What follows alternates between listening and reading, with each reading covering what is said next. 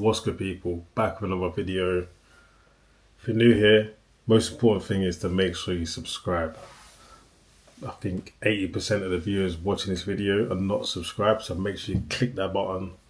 Make sure you like and share your brethren as well. So today you're here because is Arteta the right man for the job? Are you Arteta in or are you Arteta out?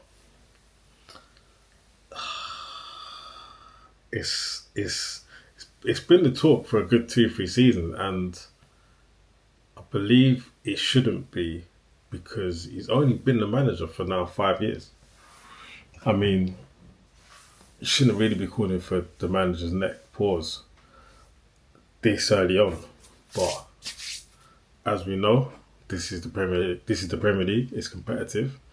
People want to see silverware. They want to see cups. They want to win trophies. So is Mikel Arteta a success or failure? This is the truth. Let's get into it. So my honest opinion, backed with a few facts as well. Let's start with the cons. We've got the pros and we've got the cons of Mikel Arteta. But we've got to start with the cons first, because if he's having a great season, if he's having a great career as a manager, we wouldn't be having these videos. We wouldn't be having these discussions. We're having these discussions because there is a few issues that amongst fans people are talking about. And it's not just the odd fan, it's a common theme. So like I'd say number one, lack of trophies. We can say that when he took over, they did win the FA Cup, but essentially we know it's not his team. Got 2 second place finishes now, but it doesn't mean anything. In 4 years' time, we're not going to really. That doesn't go down in history. We need to get over the line and get that Premier League semi-final, Champions League, even a Carabao Cup. I think would have been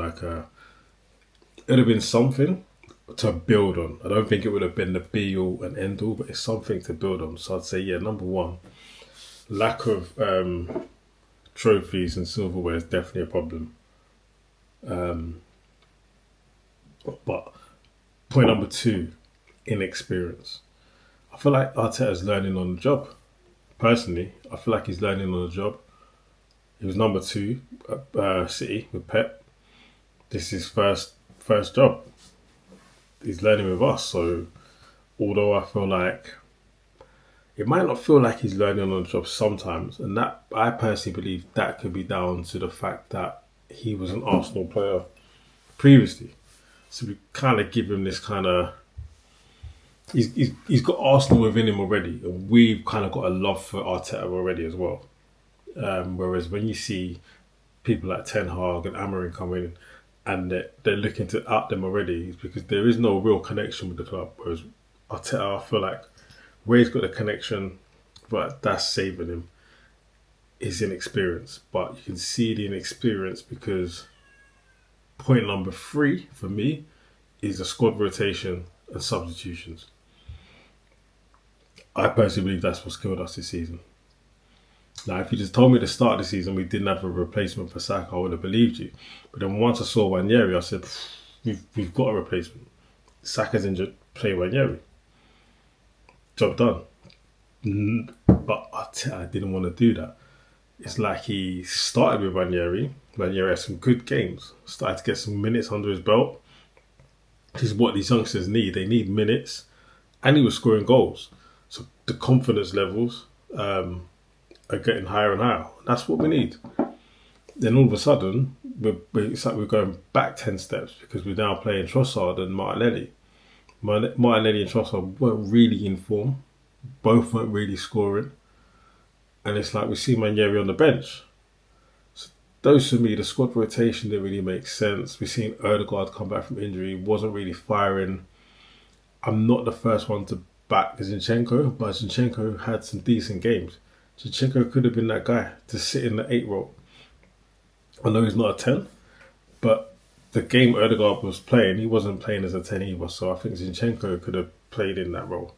But yeah, just a lack of squad rotation. and not knowing when to make a substitute. It's like I've seen games where it's the 88th minute and he's bringing on Manieri or he's bringing on Sterling. 88th minute. I watched PSG in the final. 66th minute, I think it was. They put on a sub. They took off Due. He scored 2 goals in the final, blood, and they still took him off. That's what squad rotation means. So when it gets to 60th minute, I want to see Saka coming off because you can see he was injured this year. He's overworked. Take Saka off. Bring on Manieri.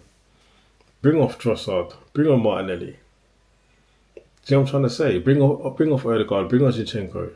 Let's see what happens. Make it work. Make the squad, and the squad gets that continuity together. They get used to playing with each other, and it can only get better, man. So yeah, I feel like squad rotation and substitutions,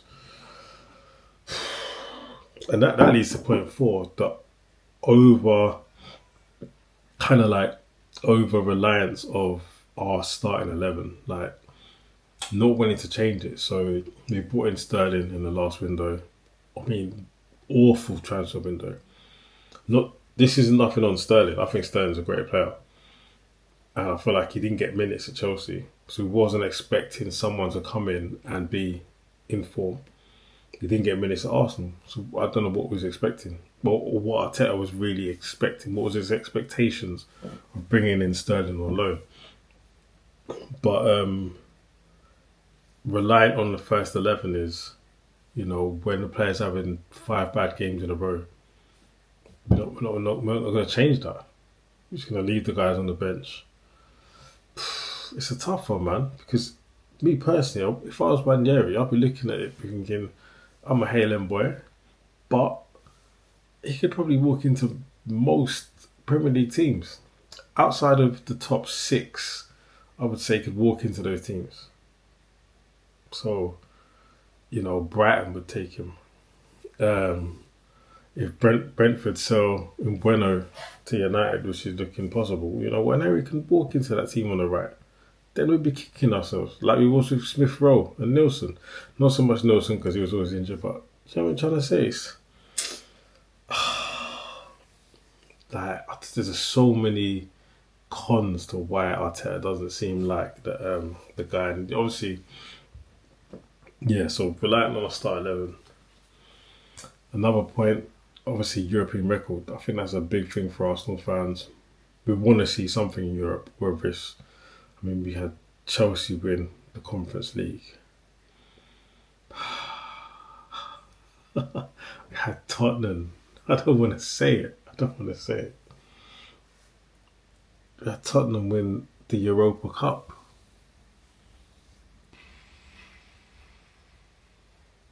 It's crazy. We can't even get a Carabao, but yeah,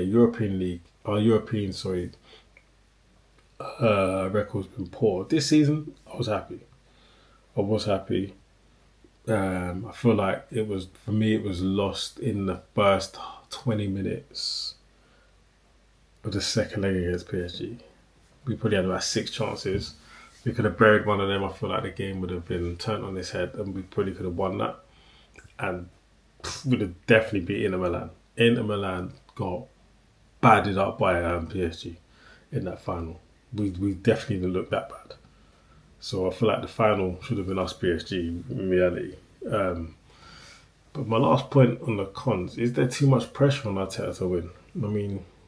I've seen posts about this saying, the pressure from the fans, from the players, his family, friends, the board, other fans and everything else, but people have said, that's what he's been paid to do. That's why he's got to step up. No one's getting this big wage. I don't know where he is when it comes to highest paid managers, but he's up there. He's definitely up there. But yeah, let's look at the pros of Mikel Arteta. Sorry, my tap's dripping. It's doing my head in, but there's a lot of pros. For the last 5 years, we've been in the title challenge. That's a pro. Whether he will go, but Netflix FC, second again, ole ole, and all this stuff. But you know what? I'd rather be second in mid-table. Because at least you've got something to play for. and it definitely makes a big difference. Challenging, we can bring in better players. Um, so yeah, I'm happy with us challenging. Title challenge from what it was 4 or 5 years ago, it's grown massively. I'd also say from watching whose interview was it? Ian Wright was interviewing Skelly and Manieri, and they were talking about the culture and standards that Mikel Arteta expects from them, whether that's in training, on and off the pitch. Those culture and standards, I believe, Mikel Arteta has installed within the squad. I'm very happy with, and praise him for that. Definitely needs to get a lot of praise for that. Player development, touching on the same thing with Skelly, Manieri, even Saka. To be fair, Saka's the only one who. No, yeah, Saka's probably the only one from the previous manager. So I would say like bringing through Saliba, Saka, Manieri, Skelly. Obviously, he's made a few transfers, but yeah, bringing through those people from development, been amazing. Another pro is facts. This is facts. Defensive, our defensive improvement. Number one defense. Rare joint. Um, what do they call it? Golden hands or clean sheets? I can't remember what they call it now. This season, and best defensive record. Gabs, Saliba, Skelly, and White slash Timber. I say Timber to be fair. I think it's fair to say that Timber's played a lot more than White this season. But yeah, I feel like they're definitely a big pros defensive, and from the defense, that's our foundation. We can build on that, and then definitely our I'd say like our tactical identity, the 4-4-3 going forward. We're very possession based now, and yeah, we're very good at holding possession. We're just I want it to be pros, but we're very slow on penetrating. We used to be a lot quicker. But yeah, man, they're my pros and cons of Mikel Arteta. I'm Mikel Arteta in. Some of you are Mikel Arteta out. Is he good enough to get us over the line? Is he too inexperienced? Um,